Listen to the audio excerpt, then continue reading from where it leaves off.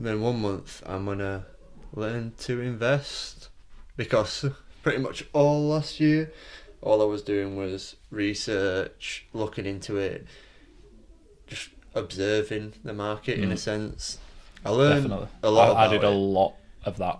I learned a lot about it, and then there were a lot of things that sort of made me think, well, why ain't you done it? Well, why ain't you done it? Well, We've why ain't you spoke done about it? this a lot of times, haven't we? Like, we've beaten around that bush a lot, and I've kicked myself a little bit. Not bad, but No. thinking like, why aren't I just bitten the bullet and gone with it? Well, I think it is, at the end of the day, it is a new risk. It is a risk all the time.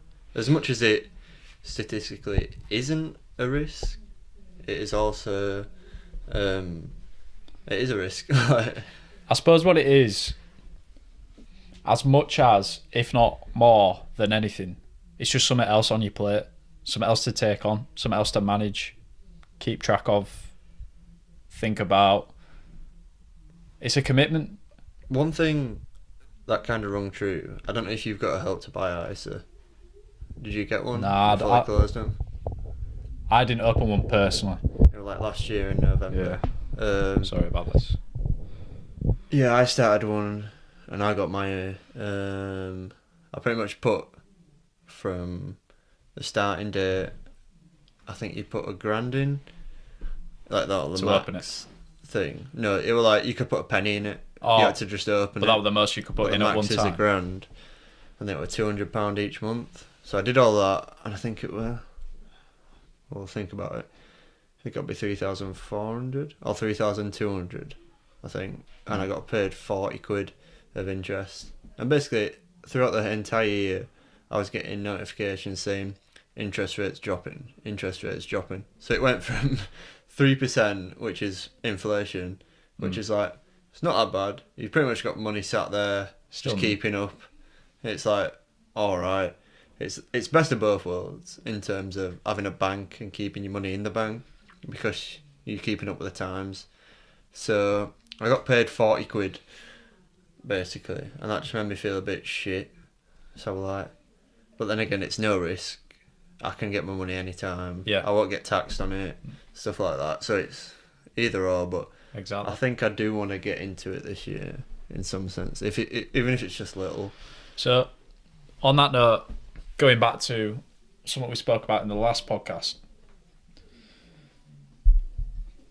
why do you feel the need to go into? I'm presuming like stocks and shares, Yeah. like index funds and all that. So why would you go into that rather than more specific to what we spoke about last time, like memorabilia and those things? Why not? Is it because it's harder to track your appreciation on those things?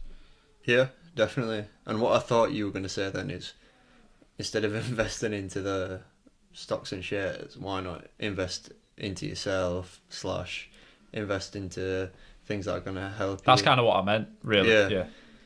But with like memorabilia, it's still very opinionated.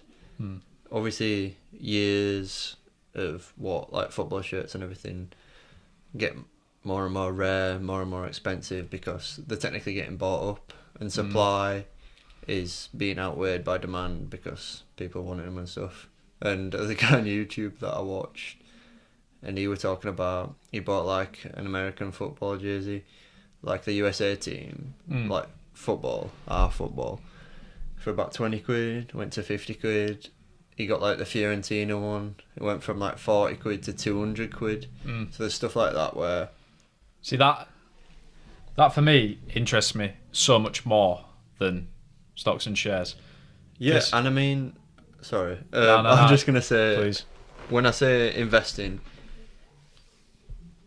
I think because of the whole speculation last year of me being like, I want to invest, it may not be a case. It might be at the end of the month I come to it and I think, it's probably not for me, because I'm going to have to put a lot in to start with, and then I'm going to have to keep putting in, and it might be feel like more of a task than anything.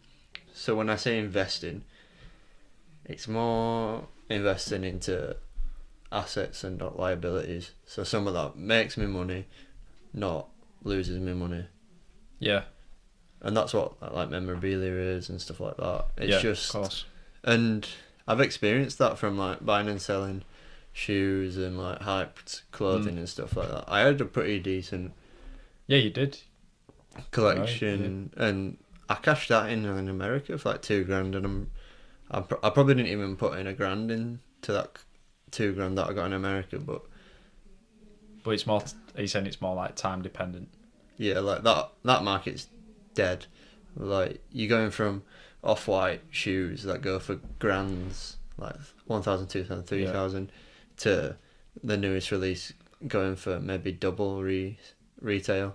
So it's like you've kind of missed the boat. Yeah, it's people have got onto it because But of the hype. ironically, like you're saying with memorabilia, they've actually, I got these things called like resale calendars. So basically, you pay like $40 a month, and they've got these bots that buy things, and they used to buy Supreme, Rare Drops, and stuff like that.